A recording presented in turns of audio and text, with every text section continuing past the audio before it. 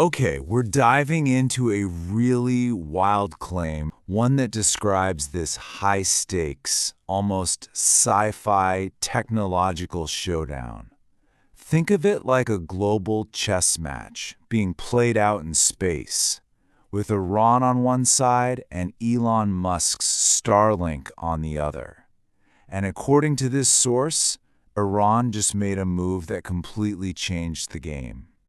So here's the headline claim, and honestly, it's a staggering number. The report says that Iran successfully blocked a full 80% of Starlink's satellite internet service inside its borders. Just let that sink in for a second. The first question that pops into your head is probably, how is that even possible? And we're not talking about a minor glitch here.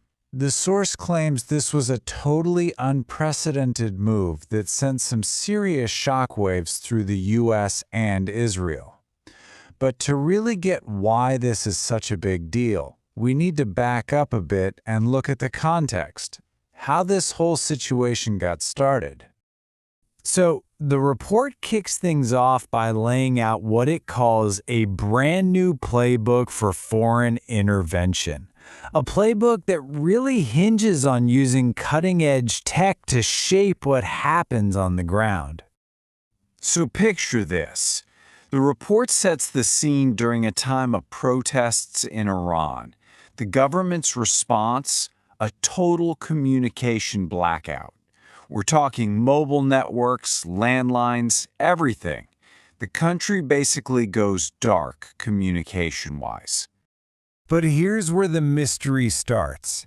Even with the entire domestic internet shut down, somehow, videos of the protests are popping up online, broadcasting to the whole world, sometimes even in real time.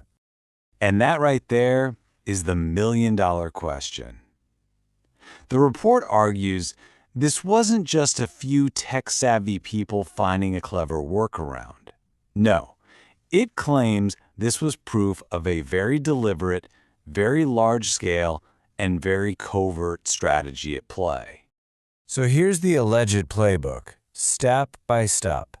First, you secretly get Starlink devices into the country. Then, when the government hits the kill switch on the local internet, you flip on the satellite connection. This lets you beam out protest videos to a global audience, completely bypassing the government's control over information. The source basically frames this whole thing as a high-tech regime change operation.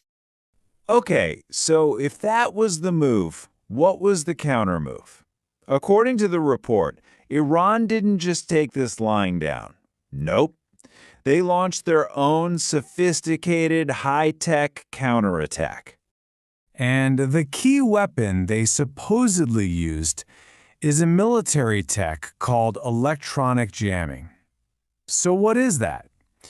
Well, in simple terms, it's like trying to have a conversation while someone is screaming in your ear. You just blast so much radio noise at a satellite signal that it becomes totally unusable. And this is the heart of Iran's counterpunch. The report alleges that Iran fired up jammers powerful and advanced enough to knock out a huge chunk of the Starlink network. Now, this is a massive claim because Starlink isn't just one satellite, it's thousands of them, all constantly moving and switching frequencies. Jamming it is supposed to be next to impossible. But the report says, yep, they did it. Which of course leads to a pretty obvious question, right?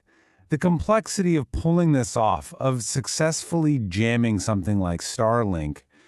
Could Iran really have developed this kind of capability all by themselves? The source speculates, probably not. And that very question leads us right into the next part of the story. The idea that this whole event reveals a powerful new alliance, one that's forming specifically to push back against Western influence. The thinking goes like this. Who has this kind of advanced tech? Well, the report suggests the finger points to one of two places. Either China, with its incredible manufacturing and technological might, or Russia, which has, decades of deep expertise in electronic warfare. So, the report isn't just saying Iran bought some gear. No, it's framing this as hard evidence of a new strategic bloc actually forming. Iran, Russia, and China all working together. But why would they cooperate? Well, the report argues it all comes down to good old-fashioned mutual interest.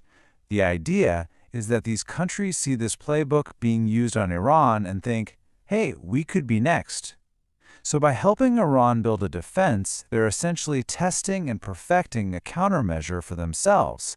And the report points to things like recent joint naval drills between the three as more proof of this growing partnership. So let's zoom out. If these claims from the report hold up, what does this actually mean for the bigger geopolitical picture? What are the real-world consequences? Well, the core argument is pretty blunt. The entire Western strategy of using satellite internet to get around government blackouts and stir up unrest is now broken. The playbook has been defeated. The report then lays out a few key predictions. First, this defense isn't just for Iran. Any country with the right friends could do the same thing. Second, it shows that Iran is way more technologically resilient than many people thought. And here's the final, kind of weird twist. If these covert, high-tech options are now off the table, the risk of a direct, old-fashioned military conflict might actually go up. And this quote from the report really just hammers home the perceived significance of all this. It's not being framed as a small tactical loss, but as the historic failure of a major strategic plan by Western powers. So from the source's point of view, this isn't just a technical win, it's a huge symbolic blow. A moment where a long-held power dynamic was successfully challenged, forcing everyone to rethink who has the technological upper hand. And that's the big, provocative question the report leaves us with. Could this single event, this quiet battle over internet signals in Iran, have actually been the first real sign that the global balance of power is quietly but fundamentally shifting?